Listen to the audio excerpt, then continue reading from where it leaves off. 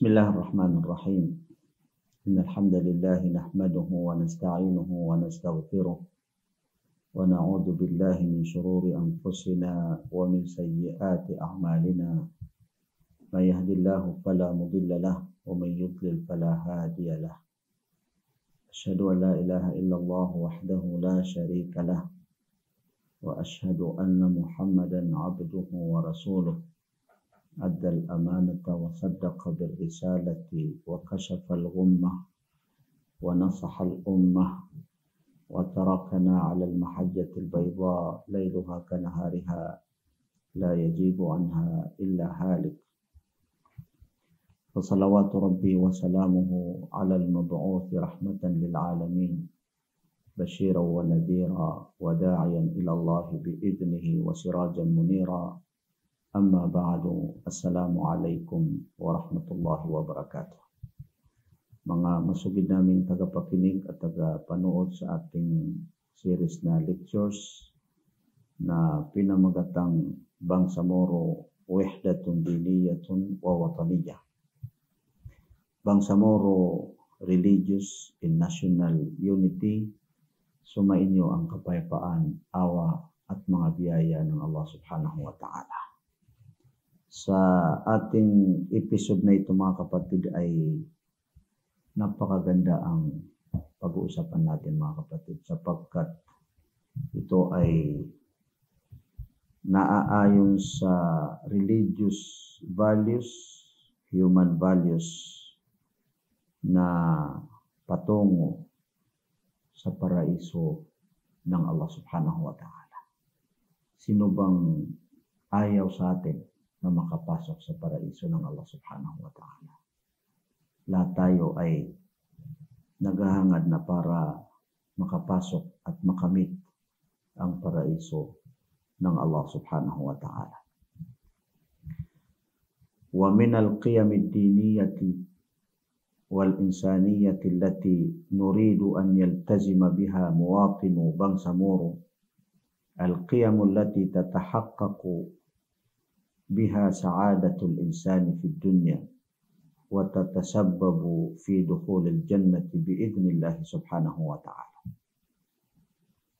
Kabilang sa mga kapatid, kabilang sa mga values, religious values at saka human values na ito rin ay hindi salungat sa ating pananampalatayang Islam, bagkus ay sinasang-ayunan ng ating pananampalatayang Islam na hinahangad natin na magiging tapat at masunod nito ng lahat ng mga mamamayang Bangsamoro dito sa ating BARM, inshallah, ay ang mga values na nakadudulot ng happiness o kaya ay kaginhawaan. At ang mga values na nakadudulot o nakapagdulot ng pagpasok sa paraiso ng Allah subhanahu wa ta'ala. Tuklasin natin mga kapatid. Alamin niyo kung ano ba itong mga values na maipasok tayo o magiging mga dahilan upang tayo ay makapasok sa paraiso ng Allah subhanahu wa ta'ala.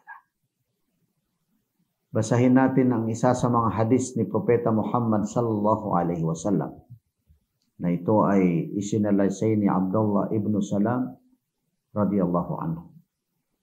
Fa'an Abdullah ibn Salam radiyallahu anhu qala lamma qadima Rasulullah sallallahu alaihi wasallam al-Madinata injafala an-nasu ilayhi. وقيل قدم رسول الله صلى الله عليه وسلم المدينة فجئت في الناس لأنظر إليه فلما استبنت وجه رسول الله صلى الله عليه وسلم عرفت أن وجهه ليس بوجه كذاب فكان أول شيء تكلم به أن قال Ya ayyuhan nas. Isinalaysay ni Abdullah ibn Salam ayon sa kanya noong dumating daw si Propeta Muhammad sallallahu alaihi wasallam, noong dumating ang sugo ng Allah subhanahu wa ta'ala na si Propeta Muhammad sallallahu alaihi wasallam, sugo ng Allah sa lahat ng mga tao, sa sangkatauhan. Sugo ng Allah subhanahu wa ta'ala, mensahero ng Allah hindi lamang sa mga kapatid natin ng mga Muslim, hindi lamang sa mga bangsamoro, bagkus ay sa lahat ng mga tao sa buong mundo. Noong dumating si Propeta Muhammad sallallahu alaihi wasallam, injafalan nasu ilayhi, doon sa Madina. Noong siya'y dumating sa Madina, ay agad na nagsitungo ang mga tao sa kanya. Kumbagay na mabilis na nagsitunguhan ang mga tao sa kay Propeta Muhammad sallallahu alaihi wasallam. Isang nabanggit ni Abdullah ibn Salam, noong dumating daw si Propeta Muhammad sallallahu alaihi wasallam sa Madina, faji'tu fin nasi li anzura ilayhi, nagsumama ako sa mga tao. Tingnan niyo mga kapatid, faji'tu, dumating ako. Hindi sinabi ni Propeta Muhammad sallallahu alaihi wasallam na faji'tu ilan nasi, bagkus ay ang kanyang sinabi faji'tu fin nasi. Kung ang sinabi ni Propeta Muhammad sallallahu alaihi wasallam, tingnan niyo mga kapatid ang kainaman ng lingwahe ng Arabic. Magkakaiba lamang sa isang litra at nagkaiba na ang ibig sabihin o kaya ay kahulugan. Faji'tu fin nas, ang ginamit ni Propeta Muhammad sallallahu alaihi wasallam ay fi. Faji'tu fin nasi, ako ay dumating sa mga tao. Pero hindi niya sinabi na faji'tu ilan nasi, nangangahulugan na sumama si Abdullah ibn Salam sa mga tao. Halubilo si Abdullah ibn Salam sa mga tao. Hindi niya sinabi na ako ay nagpunta doon sa mga tao. Ano ang pakay ni Abdullah ibn Salam? Bakit siya nakihalubilo sa mga tao na nagsitungo sa kay Propeta Muhammad sallallahu alaihi wasallam? Li'anzura ilayhi. Ang pakay niya para lamang makita si Propeta Muhammad sallallahu alaihi wasallam. Isa ito sa mga kagandahan ng hadis na ito, sapagkat parang inilarawan ni Abdullah ibn Salam kabilang sa mga kasamahan ni Propeta Muhammad sallallahu alaihi wasallam ang pagdating ni Propeta Muhammad doon sa Madina, and din kung paano ang mga reaksyon ng mga tao doon sa Madina, Muslim at saka hindi mga Muslim. Kung paano nila sinalubong si Propeta Muhammad sallallahu alaihi wasallam. Falamma stabantu wajha Rasulillah sallallahu alaihi wasallam, noong naliwanagan na sa akin, na nakita ko na ang pagmumukha ni Propeta Muhammad sallallahu alaihi wasallam, nakita ko sa kanyang pagmumukha na hindi siya sinungaling. Tandaan niyo mga kapatid, ang pagiging tapat at pag-iwas sa pagsisinungaling ay taliwas yan o kabilang yan sa mga religious values at saka human values. Wala sa human values ang pagsisinungaling mga kapatid. So si Propeta Muhammad sallallahu alaihi wasallam gustong ipahiwatig ni Abdullah ibn Salam na noong first time niya nakita si Propeta Muhammad sallallahu alaihi wasallam, nakita niya sa kanyang pagmumukha na hindi siya sinungaling na tao. Fakana awwalu shay'in takallama bihi, ang unang sinabi o niwika ni Propeta Muhammad sallallahu alaihi wasallam ayon sa kay Abdullah ibn Salam, ang kala, ya ayyuhan nas, o kayo na mga tao. Isa sa mga lataif o kainaman ng hadis na ito na tinawag ni Propeta Muhammad sallallahu alaihi wasallam, ang tinawag ni Propeta ay mga tao. Ibig sabihin mga kapatid, itong mga paalaala o mga payo ni Propeta Muhammad sallallahu alaihi wasallam ay para sa sangkatauhan. Hindi lamang para sa mga Muslim, hindi lamang para sa mga sahaba, bagkus ay para sa lahat ng mga tao, mga Muslim o kaya ay hindi mga Muslim. Pagkatapos nung sinabi ni Propeta Muhammad sallallahu alaihi wasallam, ya ayyuhan nas, afsus salama wa at'imut ta'ama wa silul arhama wa sallu bil laili wan nasu niyamu tadkhulul jannata bisalam. Akhrajahu Tirmidzi wa sahahahu Ibnu Majah wal Imam Ahmad wa sahahahu Syu'aibu al-Arnaut. Hadis ni Propeta Muhammad sallallahu alaihi wasallam na mayroon siyang binanggit na 4 na mga values, insyaallah itatalakay natin insyaallah sa susunod mga kapatid. Pero wag niyo kalimutan, ang resulta ng 4 na ito ay paraiso ng Allah subhanahu wa ta'ala. Pinakadulo ng hadis na ito ni Propeta Muhammad sallallahu alaihi wasallam, tadkhulul jannata bisalam, kayo ay makapasok ng mapayapa sa paraiso ng Allah subhanahu wa ta'ala. Ipagpatuloy natin insyaallah ang pagtatalakay natin sa mga values na ito ayon sa hadith na ito ni Propeta Muhammad sallallahu alaihi wasallam.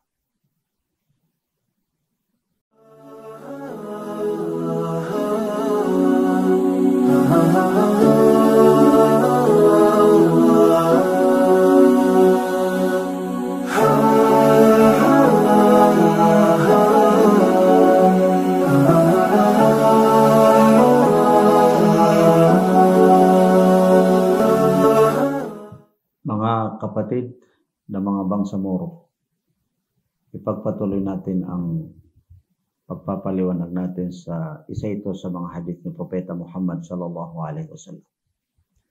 Lama qadima Rasulullah sallallahu alaihi wasallam al-Madinata injafala an-nasu ilaihi. Wa qila qadima Rasulullah sallallahu alaihi wasallam al-Madinata faji'tu fi an-nasi li anzura ilaihi. فلما استبنت وجه رسول الله صلى الله عليه وسلم عرفت أن وجهه ليس بوجه كذاب فكان أول شيء تكلم به أن قال يا أيها الناس أفسوا السلام وأطعموا الطعام وصلوا الأرحام وصلوا بالليل والناس نيام تدخلوا الجنة بسلام. Isa sa mga kainaman ng hadis na ito ni Propeta Muhammad sallallahu alaihi wasallam o kaya ay lataif.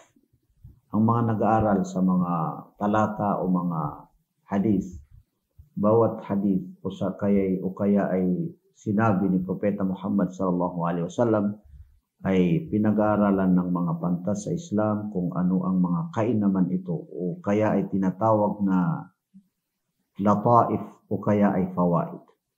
Kabilang sa mga lataif ng hadis na ito ni Propeta Muhammad sallallahu alaihi wasallam, tingnan niyo mga kapatid, si Abdullah ibn Salam ang nagsalaysay nito. Isa sa mga kasamahan ni Propeta Muhammad sallallahu alaihi wasallam na si Abdullah, anak ni Salam. Ano ang ibig sabihin ng Salam? Kapayapaan. Kapayapaan. Anak ng kapayapaan. At ang unan niyang payo na binanggit ni Propeta Muhammad sallallahu alaihi wasallam ay afsus salam. Ikalat niyo ang kapayapaan. Ang nagkwento ay anak ng kapayapaan. At ang unang pangaral na ikinuwento niya na mula sa kay Propeta Muhammad sallallahu alaihi wasallam ay hinggil sa kapayapaan. Inyong ikalat, inyong isabuhay, inyong sundin ang kapayapaan. Kapayapaan mga kapatid.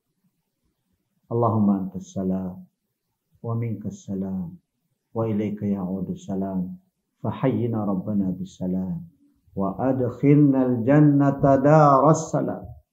Panalangin natin yan mga kapatid, pero minsan ay hindi natin na naiisip kung ano, hindi natin naunawaan kung ano ang kahulugan. Wallah, ikaw ang kapayapaan. O Allah, wa minkas salam, at nagmumula sa iyo ang kapayapaan. Wa ilayka ya'udus salam, at sa iyo din babalik ang kapayapaan. Ang Allah ay kapayapaan. Mula sa kanyang kapayapaan, at sa kanya babalik ang kapayapaan. O Allah, fahayyina rabbana bis salam, buhayin mo kami ng may kapayapaan. At ipasok mo kami sa paraiso ng Allah subhanahu wa ta'ala na lugar, Daras Salam, lugar ng kapayapaan. Ang pananampalatayang Islam, mga kapatid, hindi ka panipaniwalaan na ito ay nag-utos ng karahasan o kaya ay terorismo. Bagkus ay ang pananampalatayang Islam, ang tunay na pananampalatayang Islam ay relihiyon ng kapayapaan. Nangangaral hinggil sa tinatawag ng kapayapaan. Mismo ang salitang Islam ay hinango sa salitang sala na ang ibig sabihin, mga kapatid, ay kapayapaan. Ang lahat ng mga propeta, hindi lamang si Propeta Muhammad sallallahu alaihi wasallam, bagkus kahit pa ang mga sinaunang mga propeta. Si Adan alaihi salam, si Adan na kauna-unahang tao at saka propeta na nilikha ng Allah subhanahu wa ta'ala, noong siya'y pagkatapos ng likhay ng Allah, pinatayo siya ng Allah. Humayo ka at ikay magsitungo sa mga anghel, pagkatapos banggitin mo sa kanila, basahin mo sa kanila ang Assalamu alaikum. Unang nagsalam si Propeta Adan. Sumain niyo ang kapayapaan. Si Propeta Jesus, sumakan niyang kapayapaan. Sumain niyo ang kapayapaan. Ito ang kapayapaan. Kapayapaan ng iiwanan ko sa inyo. Ang relihiyon ng mga propeta ay relihiyon ng kapayapaan. Ang aral ng mga propeta ay hinggil sa kapayapaan. At gayon din si Propeta Muhammad sallallahu alaihi wasallam na pinakahuli sa mga propeta ng Allah subhanahu wa ta'ala. So unang ipinangaral ni Propeta Muhammad sallallahu alaihi wasallam sa hadis na ito, afsus salama, ikalat niyo ang kapayapaan. Isabuhay niyo ang kapayapaan. Isapuso niyo ang kapayapaan. Isaisip niyo ang kapayapaan. Ipakita niyo ang kapayapaan. Makipag-usap kayo sa mga katunggali o mga umaaway sa inyo ng kapayapaan. Mamumuhay kayo ng kapayapaan. Ikalawa, sabi ni Propeta Muhammad sallallahu alaihi wasallam, wa at'imut ta'am. Magpakain kayo ng mga pagkain. Tingnan niyo ang mga pantas. Sabi nila, tatlong klase o antas ng ang leadership. Tatlong antas. Unang antas, yung pinakamataas na leader. Ika nga, yung pinakamataas na leader. Al-Qiyadatul Ulya. Itong hadis daw ni Propeta, itong dalawa sa nabanggit ni Propeta Muhammad sallallahu alaihi wasallam na apat, ibig sabihin ang pagtuturo sa kapayapaan o pagkalat ng kapayapaan at saka pagpakain ng mga pagkain, pagbibigay ng mga tulong sa mga tao, ito daw ay kinakailangan ng mga leader na nasa itaas, nasa pinakataas na mga leaders. Yung tinatawag na Qiyadatul Ulya. Kailangan nilang, kapag sila ng pinakamataas na leader, kailangan na nilang iprograma kung paano mapairal ang kapayapaan. Otherwise, kapag mawala ang kapayapaan, ulaika lahumul amnu wa hum muhtadu. Sa suratul Baqarah, pinagsama ng Allah subhanahu wa ta'ala ang kapayapaan, ang seguridad at saka ang patnubay. Mawawala ang patnubay. Mawawala ang pagiging matuwid kapag mawala ang kapayapaan. Allahumma ahillahu alayna bil amni wal iman wa salamati wal islam. Kasama sa kapayapaan na kinakailangan na mapag-isipan ng mga matataas na leaders ang pagbibigay ng mga tulong sa mga mahirap. Kailang isa ito sa magiging katangian nila. Ikatlo, sabi ni Propeta Muhammad sallallahu alaihi wasallam, wasilul arham, kayo ay makipag-ugnayan sa inyong mga kamag-anak. Makipag-ugnayan sa inyong mga kamag-anak. Alam niyo mga kapatid, ito ay kinakailangan natin. Pero sa ngayon, nabago na ang sistema ng mga bangsamoro. Kasi sa halip na magiging makipag-ugnayan sila sa kanilang mga kamag-anak, sa kanilang mga kapamilya, ay matatapang sila sa kanilang mga pamilya. Makipag-ugnayan sila, magiging rohama sa mga kaaway. Sila'y maawain sa mga kaaway, nakikipagkapatiran sila sa mga kaaway. Subalit sa kanilang mga kapatiran sa dugo, sa kanilang mga kamag-anak ay napakatapang sila. Kaunting diferensya lang. Yan na. Kaya hindi may titigil ang mga rido-rido sa atin mga kapatid nang dahil sa nabaliktad. Sa halip na samantala sa isa sa mga hadis ni Propeta Muhammad na hadith qudsi, ibig sabihin niwika ni Propeta Muhammad sallallahu alaihi wasallam, subalit ito ay nagmula sa Allah subhanahu wa ta'ala, na ang kahulugan ay nilikha ng Allah ang rahim. At pagkatapos hinangon niya mula sa rahim, sinapupunan ang kanyang pangalan na Rahman. Ar-Rahman, Ar-Rahim ay nagmula sa salitang Ar-Rahim, na ang ibig sabihin mga kapatid ay sinapupunan. Faman qata'ani, faman wasalani, wasalaha, wasaltu. Sino man ang sino man ang makipag-ugnayan sa kanyang mga kamag-anak sa sinapupunan, sa kanyang mga malapit sa kanya na mga kamag-anak, wasaltu ay nakipag-ugnayan sa akin, sabi ng Allah subhanahu wa ta'ala. Subalit sino mang putulin niya ang kanyang ugnayan sa kanyang mga kamag-anak, sa kanyang mga kapamilya, sa kanyang mga kapwa na bangsamoro, kanyang pinutol ang kanyang relasyon sa Allah subhanahu wa ta'ala. Napakatindi mga kapatid. Ayon sa mga pantas, ito daw ay para sa mga leaders na nasa gitna. Yung nasa leaders na hindi sa pinakamataas, bagkus ay sa pagitan ng nasa baba at saka nasa itaas. Kailangan daw nila na magiging marunong sila makipag-ugnayan. Kapag ikaw ay leaders, pero hindi ikaw ang pinakamataas, kailangan marunong ka sumunod sa nasa itaas, makinig sa nasa itaas, at marunong ka rin makitungo sa nasa ibaba, sa mga kasamahan mo na mga leaders na nasa under mo o kaya nasa ibaba mo. Ikapat, sabi ni Propeta Muhammad sallallahu alaihi wasallam, wasallu bil-laili wan nasu niyamun, kayo ay magdasal sa gabi na ang mga tao ay natutulog. Ito daw ay payo sa lahat ng mga tao. Mga leaders at saka hindi mga leaders. Sa lahat na, sa individual na mga tao, sa lahat ng mga bangsamoro, kinakailangan natin ang pagdarasal sa Allah, pagdasal sa gabi na walang nakakakita sa atin, so tayo ay magdasal para sa Allah subhanahu wa ta'ala. Yan yung mga tinatawag na tahajjud. Maraming mga nabanggit ni Propeta Muhammad sallallahu alaihi wasallam na mga kainaman nito. Ang pagdarasal sa gabi na walang nakakakita, walang nakakarinig, bagkus ay pagdarasal para lamang sa Allah subhanahu wa ta'ala. Ano ang resulta mga kapatid, inshallah? Kapag matuntunan natin itong apat, magiging values natin ang kapayapaan, ang marunong tumulong sa kapwa, ang marunong makipag-ugnayan sa lahat ng mga tao, kahit sino man na mga tao, kapag tayo ay gumawa ng anumang mabuti, magdasal, alang-alang sa Allah subhanahu wa ta'ala. Tiyakin niyo mga kapatid, walang pag-aalinlangan na ang resulta, ito ay patungo sa paraiso ng Allah subhanahu wa ta'ala. Makamit natin, insyaAllah, ang paraiso ng Allah subhanahu wa ta'ala. Sana mga kapatid, makakamit natin ang paraiso ng Allah subhanahu wa ta'ala.